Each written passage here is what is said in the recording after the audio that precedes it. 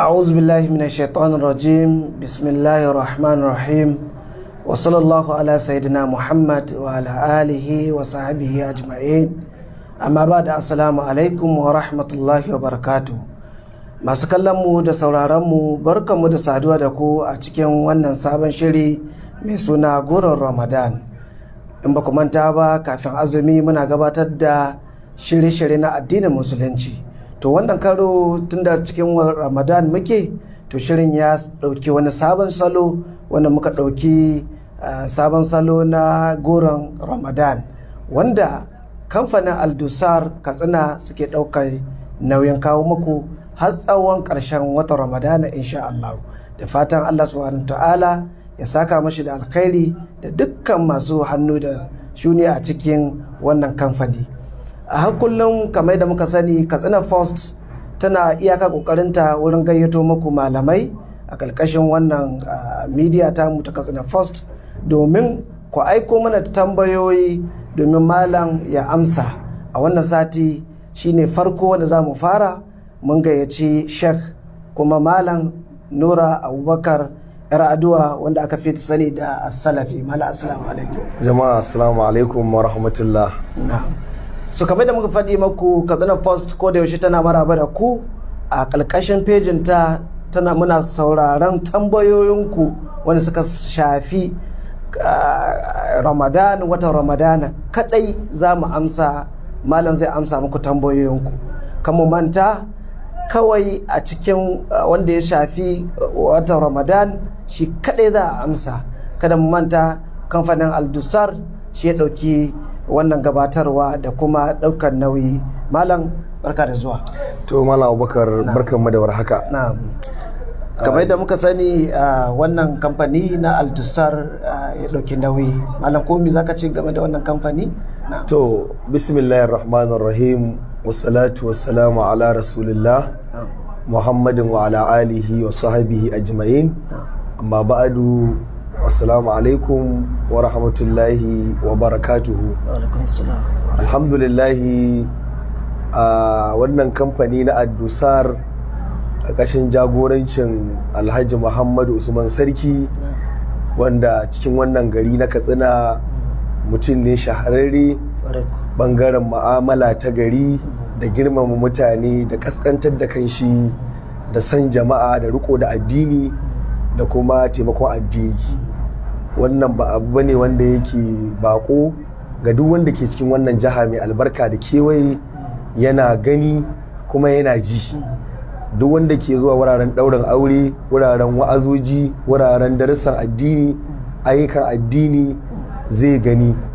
Ba da jimawa ɗin nan ba za a gani cikin farkon nan na wannan sati sun yi gidauniya, sun tara miliyoyin kuɗi a Central Market, suna raba abinci kuma hada shi ake aikin. Shi ne cikin talakawa ana jera layi, ana haɗa layin talakawa, ana raba masu gudunmuwa wa'anda kantinan suka ƙone a Central Market.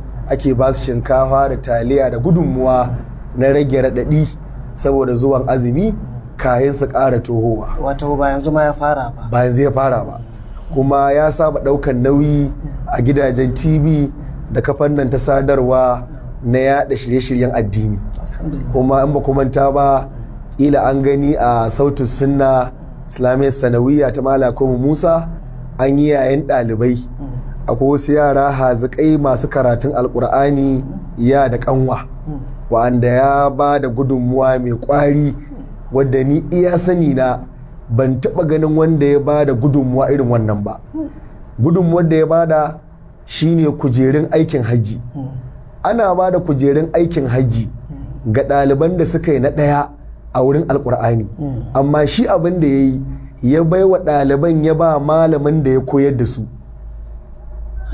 Abin da ba a cika yi ba.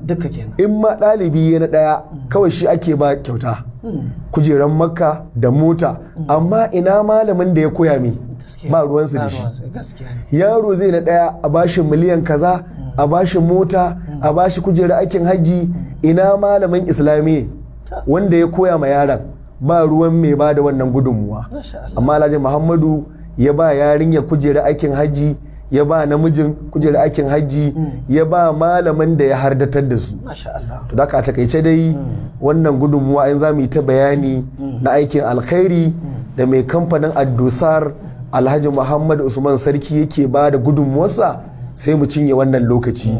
Haka wannan abu da ya dauka muna fatan alkhairi, Allah ƙara haɓaka arzikin shi, Allah ƙara tsarkake mai zuciye shi, Allah ƙara kare shi daga dukkan shari baki ɗaya, Allah mashi albarka. Amin.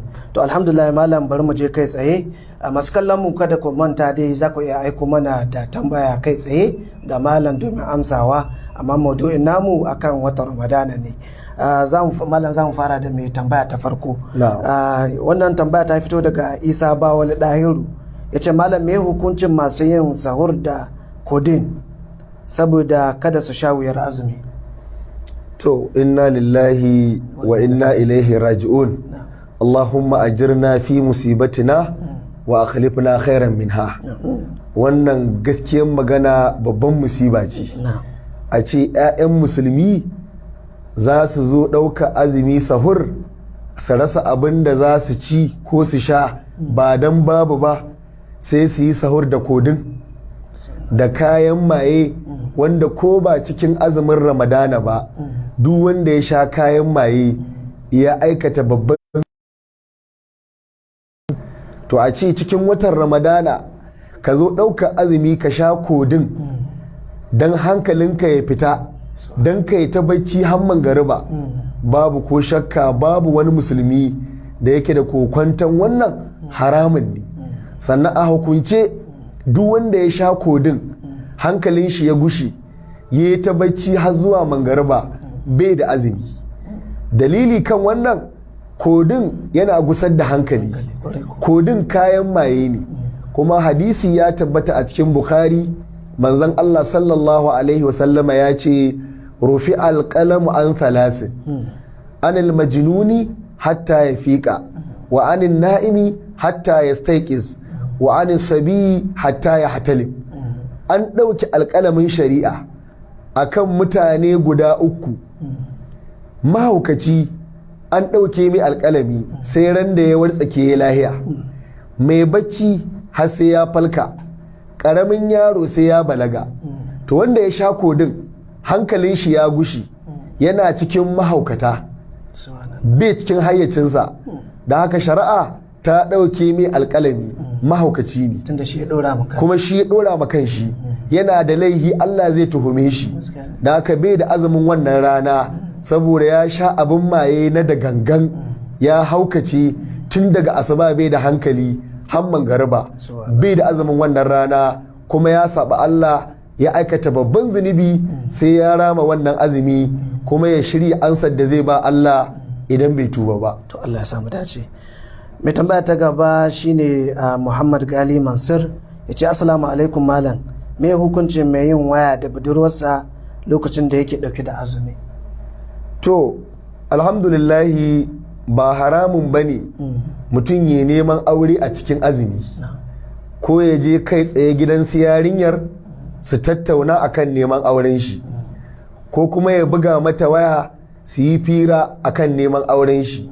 Ba haramun bane ko da ana azumi, sai dai a yi kaffa wurin abin da za a tattauna a wajen firai, wato kalaman da za a yi, kada a yi kalamai na sha'awa, domin ka'ida azumi ba a shigo da abin sha'awa ko kallon sha'awa ko kuma wasannin sha'awa, ko da matakka an hana, bare kuma wadda ba matakka ba daga neman aure.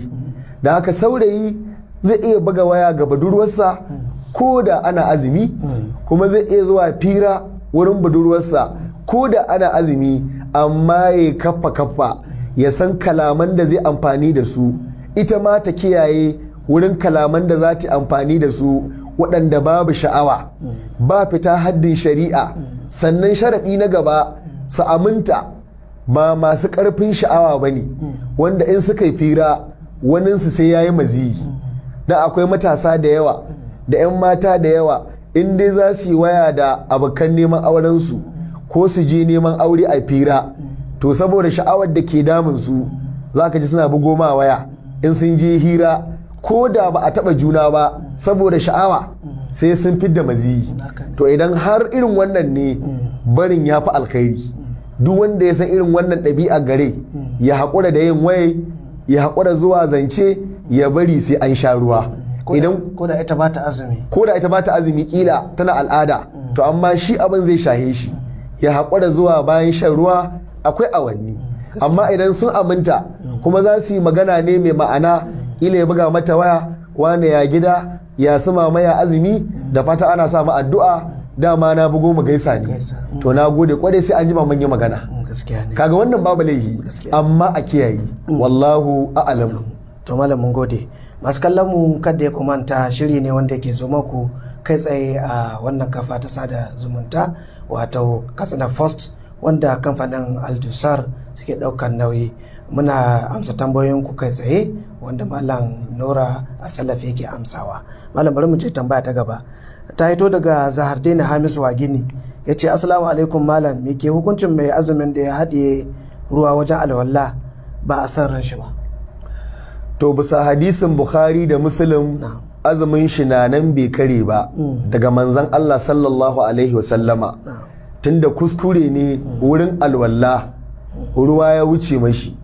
To banda ma shi, annabi ma ya faɗa cewa man akala man nasiya wa huwa sa'imun fa akala aw shariba fa inna ma at'amahu Allah wa saqahu. Ba ma kucewa ruwa ba, wanda ya manta yana azumi sai ya ci ko ya sha sannan ya tuna, annabi ya ce Allah ya ci da shi, ya shayar da shi, azumin shi bai kare ba. To bare wanda yana alwala kuma ba sai ya rama ba, azumin shi na nan kuma ba sai ya rama ba. To haka zalika wanda ke alwala wurin shaƙa ruwa ko kuskuren baki ba da son ran shi ba, ruwa ya kuci, babu komi, azumin shi na nan kuma ba sai ya rama ba. Alhamdulillah. Sai mai tambaya ta gaba shine Sabi'u Sani daga Dan Dagoro Bata Garawa Katsina, yake tambaya ta ga malam, wanda ya je sallar asham sai ya taras da shafa'i da wuturi, shin zai rama sauran rako'o'in ne koko Allah mai da malam gida lafiya? To amin. To wanda ya zo wurin sallar asham ya tadda ana raka'a ta shafa'i da wuturi, yana da ɗayan ra'ayi guda biyu. Ra'ayin da ya kamata ya shiga da niyyar raka'a bibiyinsa, ba da niyyar shafa'i da wuturi ba, bisa hadisin nan innamal a'malu bin niyyati, hadisin Umar dan Khattab wanda Imam al-Bukhari ya ruwaito. To in yazo iske za a fara asham an gama, za a fara shafa'i da wuturi wanda ake Fatiha da saddi, to shi idan zai shiga sai ya kabbara da niyyar raka'a biyun tarawihin, raka'a biyun asham, ba raka'a biyun shafa'i ba. Liman suna shafa'i, shi kuma yana raka'a biyun tarawihi, da aka niyyarsu daban-daban. Aka an yi raka'a biyu shafa'i aka yi, shi ku a wurin shi raka'a biyu yayi ta tarawihi. Idan an zo kabbara wuturi wadda za a yi Fatiha, qul huwallahu qul huwallahu falaki da nasi, nan kuma sai ƙara kabbarawa dai da niyyar raka'a biyu ta tarawihi. To idan aka yi raka'a ɗaya aka sallame, shi sai ya miƙe ya ci ko ɗaya, haga ya samu biyu, daga nan sai ta yin biyu har zuwa ƙarshe ya yi wuturinsa. Ko da liman ɗin ya yi alkunutu cikin, ko da liman ya kunutu babu komi, yana nan kan niyyarsa, da sun sallame ya miƙe ya ci ko ɗaya, sai ya ta yin biyu yana sallamewa, ƙarshe shi ma ya shafa'i da wuturi. Wannan hanya ɗaya kenan. Hanya ta biyu kuma babu laifi ya bi su, shafa'in da niyyar shafa'i, wuturin da niyyar wuturi. Idan an gama kuma yana da dama na halasci ya miƙe ya raka'a biyu, amma ba zai shafa'i da wuturi ba don ya riga ya yi su. Hadisi ya zo cikin littafin sifatu salatin nabi sallallahu alaihi wasallama na Muhammad Nasiruddin Albani, cewa ma'aikin Allah yana yin wata raka'a biyu bayan wuturi. In ya yi ƙiyamun laili ya yi shafa'i da wuturi, to in kuma ya zo kafin ya raka'a biyun alfijiri yana raka'a biyu bayan wuturi, sai dai bai ƙara maimaita wuturi, a wannan ansa tambayan ne mun ƙara ansa wata tambaya, ina hukuncin wanda ya je asham ya same ta duka wadda ake bayan sallar isha'i, amma Allah ya taimake shi ya falka cikin dare, ya halasta ya ƙara na fulfulu? Ya halasta ya ƙara na fulfulu, amma ba zai maimaita wuturi ba. Wuturi ɗaya ake yi a dare tunda ya riga ya yi, da haka an so wuturi ya zama ƙarshen sallah, amma ai irin wannan ya faru babu laifi, da haka wannan shine ɗayan biyun nan zai ɗauka. to Allah samu dace. Mai tambaya na gaba shine Jamil Abu Uthman Kofa Marusa, yace salam malam, me hukuncin wanda ke kallon fina-finai a lokacin azumi? To ya danganta irin fina-finan da yake kallo, gwargwadon girman su gwargwadon girman laihinsa. Wato idan mutum yana kallon fina-finai ne, akwai mai kallon fina-finan batsa, to wannan ya fi kowa girman laihi, wanda za su iya kai shi ga fitar da mani, to wannan ya ɓata azuminsa. A mazhabin malikiya hada kafara. A mazhabin malikiya wanda ya yi wasa da gangan ko ya kallo da gangan mani ya fita, a wurinsa kamar jima'i ne, azumin shi ya kare, hada kafara azumi 60. Amma a wasu mazhabobi an ɗauki cewa dai azumin ya kare kuma ya aikata babban laihi, amma azumin kaɗai zai rama. To kaga wannan ya fi kowa girman laihi. To mai bi mashi shine wanda zai bai makallan daramomi, ko daramomin Hausa, ko fina-finan Indiya, ko fina-finan Amerika, wanda cikinsu ba a rasa kiɗe-kiɗe da waƙe-waƙe da kallon 'yan mata cikin tsiraici, tunda al'adunmu da su ba ɗaya ba ne. Su turawan da su Indiya suna shiga tsiraici, haka suna lashe mala da azumi. Sannan su kansu wa'annan 'yan Kano masu yin diramomi irin na Hausa, duk da 'yan uwanmu ne musulmi, al'adunmu na Hausa irin namu da su, amma ba su bin al'adun. Suna shigan matsa kaya, shiga tsiraici, shiga kwalliya, fiddo gashi, fiddo jikinsu, kuma suna abin da addini bai yadda ba a cikin daramai, kuma sun cinye ma mutum lokaci. Sun cinye ma lokaci. To kaga duk wannan shi ma yana cinye lada azumi. Da haka dai gaskiyar magana babu bukatar mai azumi ya tsaya kallon fina-finai, kowane iri ya kalla asara zai yi, kuma asarar ta danganta irin munin fin din, irin munin asarar da zai yi, amma kowane asara ne.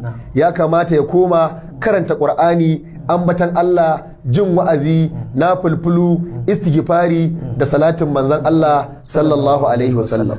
So malam, kasancewar lokaci za mu karanto tambaya ta ƙarshe, ita ce ta Yusuf Umar Usman, yake cewa malam, kamar yadda yake ɗabi'a wasu da yawa an suka ga azumin watan Ramadan ya zo sai su ta cewa a yafe, amma kuma suna da laifuffuka ko kuma tsakaninsu da wasu a can baya. Shin in baka yafe ba baka da laifi?